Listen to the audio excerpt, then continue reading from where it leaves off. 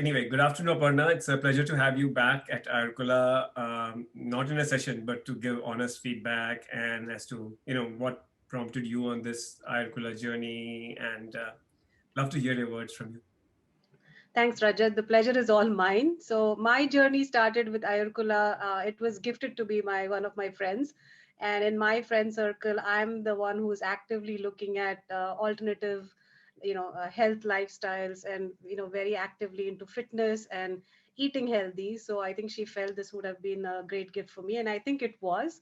I think it was wonderful because I was always looking at ways, as you grow older, you can't sustain the level of exercise that you have been doing in your 20s and 30s. So there must be some alternate ways of wellness that helps you keep the same endurance. And what is it that your body needs? So for all these years the body has given its best to you, and I felt now it's flipping where I have to now start taking care of it in the right way.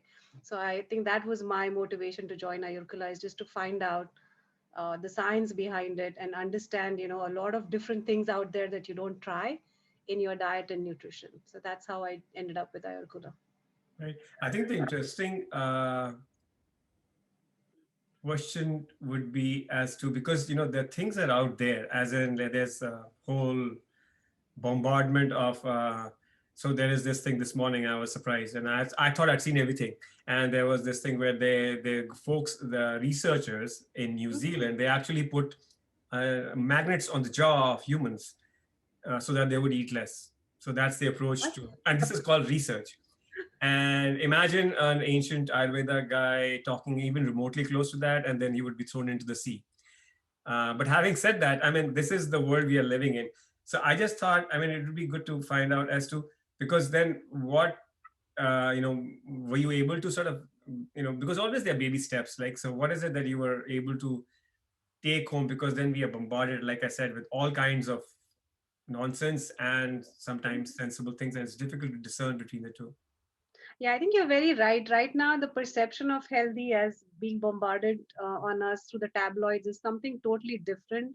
It's like no matter what cost, you have to have that flat belly, or you have to look a certain way. It doesn't matter what's on the inside. On the outside is what people focus on.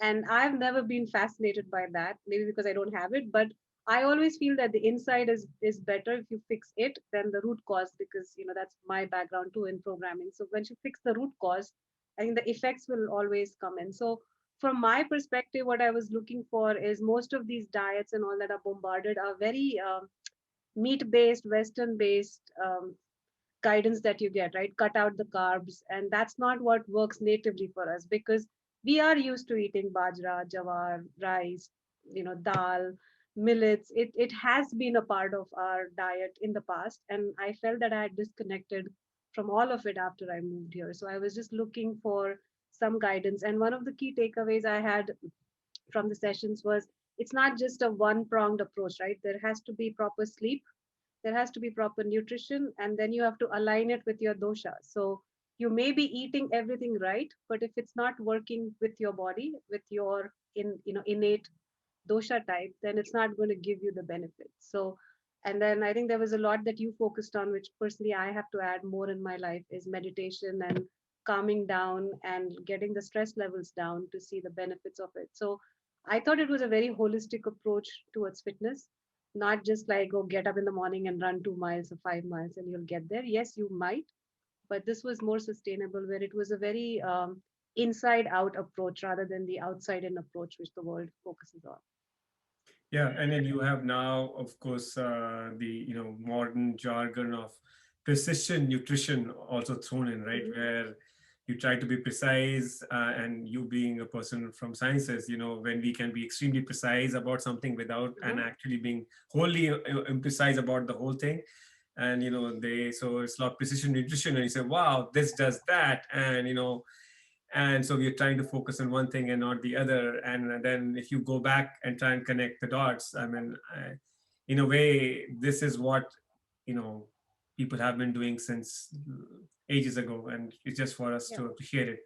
But actually this is interesting. And also, I what I struggle personally with, especially at Ayurkula, is when the thing is that I find there are fewer people who lend themselves to uh, questioning everything, right?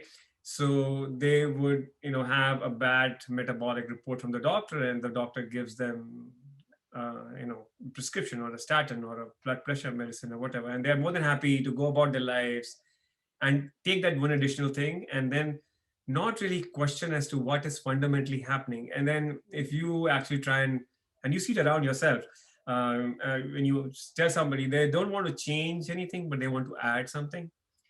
And I think, how do you how what kind of people would should Ayurkula approach, and where how is it that we can crack that, where you are not selling a magic, you are only trying to say truth, which is generally not very sweet.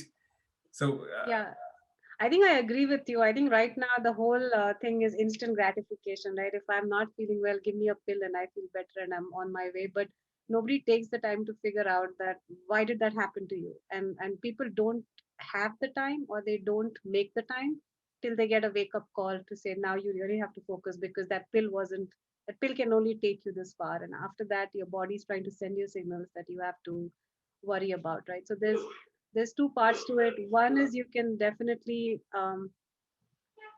approach people and communities that are based on fitness. People have to want this, because as you said, change is the hardest for people, right?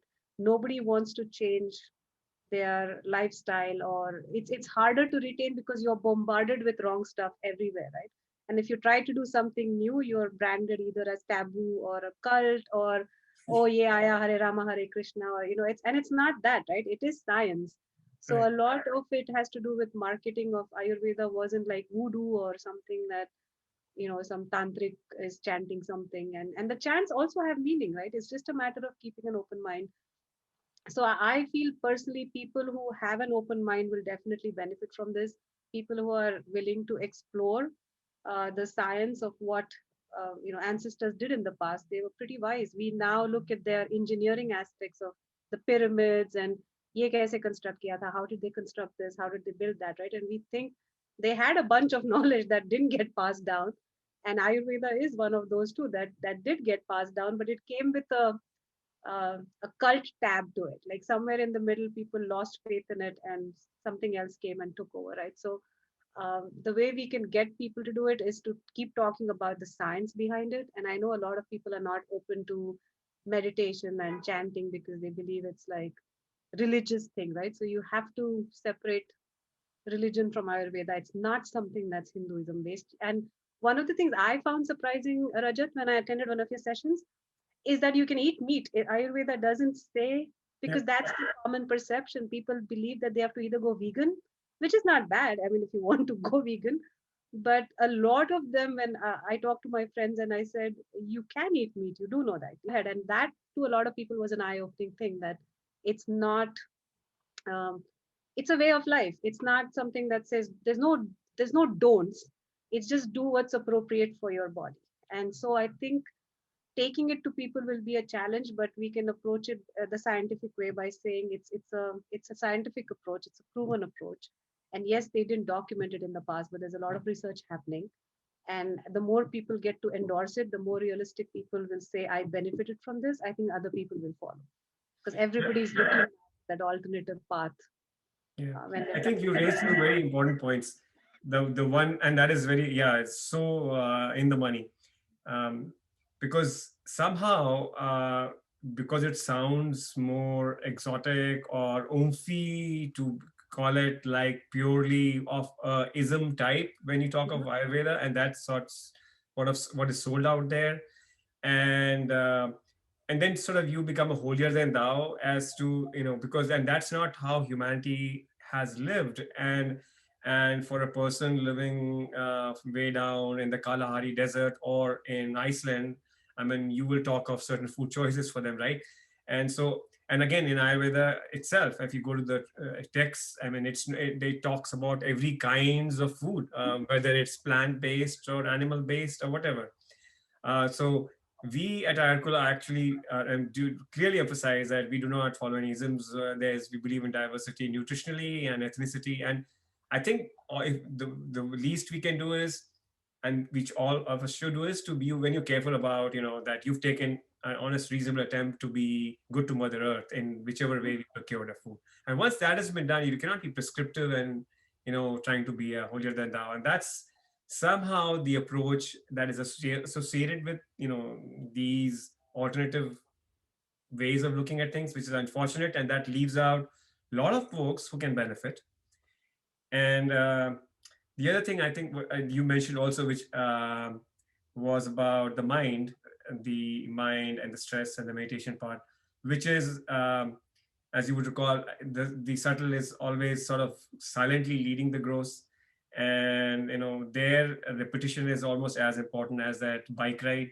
So I Mhm. think where we all of us I'm excited to look forward to is when we in a membership we sort of do this, and we do this on a religious kind of a basis, and so it keeps reinforcing. Yeah. And then again, even those things are pawned off almost, I would hate to say the word, in some esoteric manner, like you do some esoteric kriya, but it doesn't have to be. It's sometimes following some very basic fundamental things, and then you own what you do, and then you persist with it. Yeah. Yeah. No, I agree. I think that's one of the things that I appreciated from your sessions was, as I said, the change is hard and it might be, completely different than what you're leading right now. But there were a few things that you would say, if there's one thing you have to learn today, it's this, right? And including the meditation, where simple things, right? That your exhale has to be longer than your inhale. And that'll help you relax. And then towards the night, if you do it, it'll help you sleep, right? So little things like that, I think, go a long way because everybody wants the consistency, as you said, is key. If you do something every day, you will get better at it, better at it, better at it. But it can't be like start a 2 hour meditation cycle Yes. today, right? Because people won't have time. But if you have a 5 minute, then 10 minutes, then 15 minutes, and then as you see benefits, Yeah. when you see results, people will come. There's nothing like it, right? Yeah. So Yeah. that's and the and, thing. and we definitely call you the warrior, the early adopter, the torch bearer. I'm And ready. because those are the people who induce change eventually, right? I mean, the Yeah, S curve, that's how it behaves. yeah. And Happy it's to be those one of people them. who are willing to step out and initiate the change. So we are actually appreciate your participation as much as you appreciate whatever we've been trying to do. So I would say with that, I will let you go and have a great rest of the weekend, or whatever is left out of it today at the very With the rain. No, but thank you, Rajat. I think I'm proud to be one of the warriors. Anything I can do to spread the message, I'll do on my part. But it's been a wonderful journey for me. I really appreciate the time you spent on it. And I learned a lot from it, which I'm adopting every day.